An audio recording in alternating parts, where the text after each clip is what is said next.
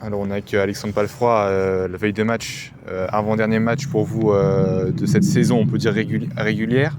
Ça sera peut-être l'avant-dernier, bon on n'en est pas encore là, mais on se dirige plutôt vers l'avant-dernier match, on peut dire, de la saison régulière. Quel est l'état d'esprit des troupes et du chef de la troupe, si on peut dire ça comme ça, à J-1 d'un match capital pour accrocher les playoffs?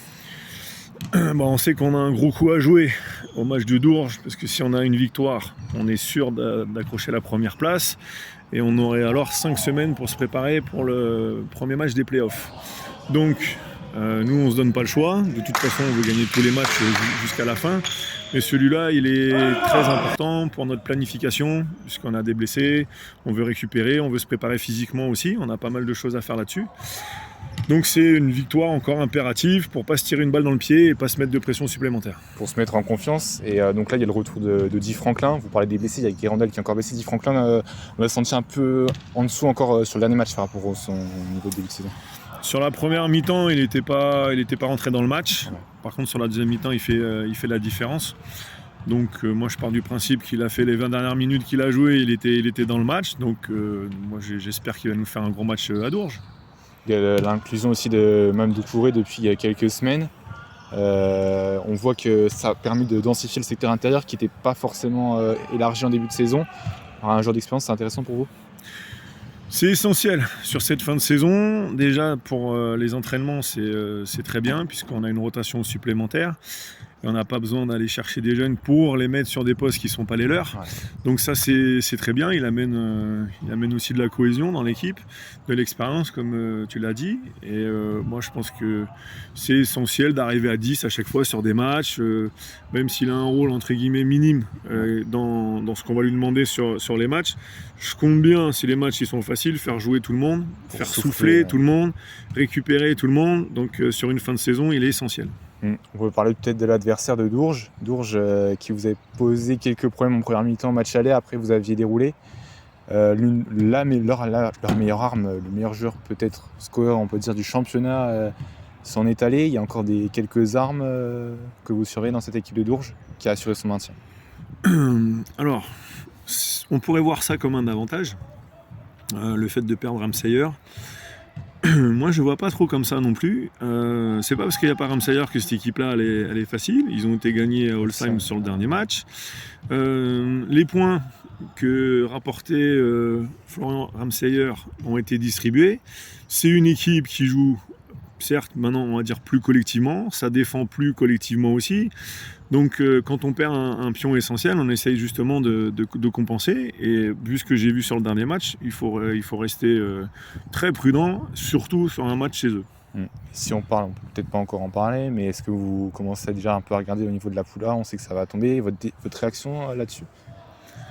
Moi, j'ai regardé un peu les équipes qui seraient susceptibles d'être en play-off. Bon, je me suis pas trop inquiété encore de savoir sur qui on allait tomber. Je pense que ça va jouer jusqu'à la dernière journée. Donc j'ai regardé un peu. Après, qui est capable de dire j'ai regardé respectivement leur championnat. Bon, j'ai aucun pronostic à faire. On tombera sur l'équipe qu'on aura de toute façon. J'ai pas de préférence non plus. Faudra bien se préparer. Nous, on va vraiment se concentrer sur nous. Et puis voilà, après, je pense que pour eux, c'est pas simple puisqu'ils vont devoir batailler jusqu'au... Oui, préparer ça, ils ont moins de temps. Exactement, ils auront moins de temps pour se préparer.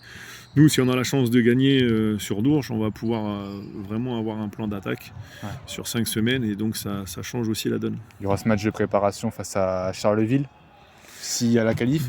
Charleville qui a joué une équipe de Fougères, peut-être l'une des meilleures équipes de la Nationale 2, qui est quand même bâti un peu le même modèle que vous, entraînement bi-quotidien.